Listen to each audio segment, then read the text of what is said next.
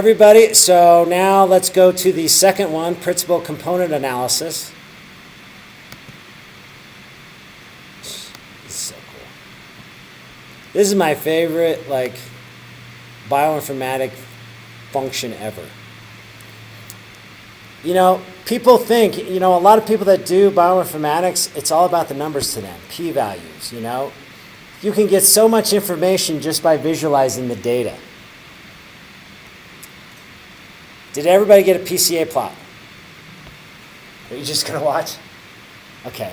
Well, actually, you can just put it on. Go ahead. You're highlighting for the...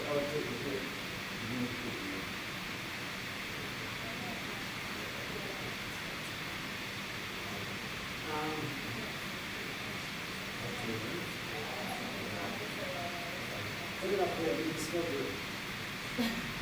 All right, if it didn't work, it's okay. Remember, I've got this recorded. You can go back, watch the video, because I know you probably love hearing me talk. And just follow along, and you can basically recreate this. And in fact, if it didn't work today, make sure you go back and you redo this, okay? All right, so for those of you who are seeing it, look at that. That's so awesome.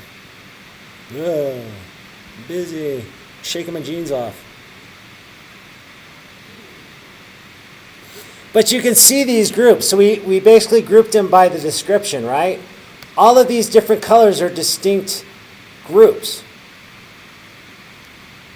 And they'll give you the key up here. Let me increase that key. So if you want to alter this stuff, here's what you do. See that red button over here, plot properties? Click on that. You're going to use this function a lot. Okay, go to legend, and I'm just going to make my font size 30. Yours might look okay. I don't know why mine's so small. There you go. So now we've got kind of categories. We can see what's going on here. Okay, mouse. So a lot of these are different, right? So we have the ES and IPS cells, and then we have the cells that were isolated from the actual embryos themselves. And they were isolated using this EpCAM, these different types of markers. You can see they're all right over here, right? They're all hanging out by itself. But you can see we've kind of got 4 divisions here, right? If you look on the horizontal plane, you got a division here, a huge division. So Pca mapping means how much variability they're using to map these that's in the data. This Pca mapping is using 72% of all the variability. 50% of that variability goes in separating these samples here. These are much, much different. The farther away, does everybody understand a Pca plot? I kind of skipped some steps here. What this will do, I mean, y'all did anybody take Vitaly's class? So did you go over the Pca plots? Briefly? Yeah, eigenvectors and, oh God, it'll give me a headache just thinking about it. Well, here's what, I'm going to give you the quick and dirty explanation of Pca plots. Basically, using matrix theory, you can summarize, those 35,000 things that we're measuring per sample? You basically use these matrix plots to summarize it in 3 different ways. By doing that, you can now you have your coordinates, you put it in 3-dimensional space. Samples that are closer together have similar transcription profiles, therefore they're closer together. Things that are much different are much, much farther away. Does everybody understand that? All right. Well, let's take a look at this. I want to see how these divide up. So I understand why these things are over here because they're from the embryo themselves, but I don't get these samples here. So let's go to, what's your first column here? Clone. Oh, actually, let's go to day.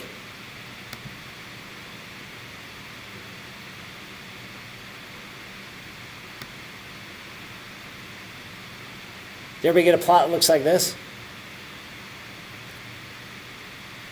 Yeah, this is cool. So remember, what happens on day 5? Yeah, they get differentiated, right? Look at that. You can actually see the change in differentiation states with this marker here, right? All the basal level is down below here on this level. And you see this with this array data. You'll see like planes of like expression data. You'll see clouds at certain like altitudes. It's really cool. But again, you can see that even though these two samples are separated, right? So much space, you can see the change in differentiation is in the same direction and about the same magnitude. So something else is going on here.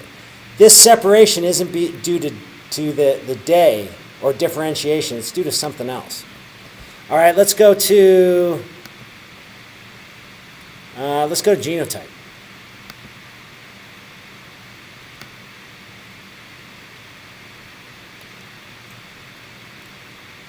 So again, you can see those embryo cells over here, right? Those are in blue. Here are some ES cells, and I would say if there was no red over here, I would say, oh, ES cells are very, completely different than IPS cells. But look here, we've got some of those here. So it can't be that. We can look at, what's tissue? Oh, same thing. Here's what happened, is that in this study, what they did is they did the experiment at 2 different times. This right here is a huge batch of it. And they didn't mention it in the paper, by the way. They didn't mention anything. What happened is they actually did this experiment at probably 2 different times. I catch people all the time. I should be a detective for like these manuscripts. If you go in the data, people make up stuff all the time. So this is a personal like kind of a hint for you guys. This is a quality control that you can do once you guys get up and rolling. A lot of times you'll download like a human sample, right? And it'll have males and females. What you do is you say, I only want to see those genes that are expressed on the Y chromosome. What you'll find is in a lot of studies, things that are supposed to be male end up being female, and things that are female end up being male. Like they mislabel them. After that, it's like, I don't even know if I can trust this data. You see that all the time. Like that happens a lot.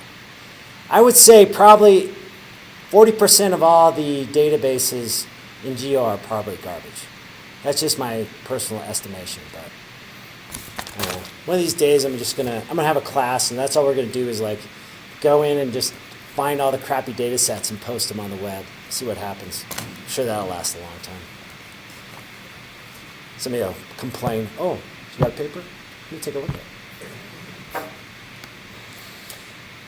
Again, this is such a great thing to look at. Like, I'm going to show you some few tricks with this PCA. But this is what I publish. This is usually the first graph that I publish when I look at gene expression array data.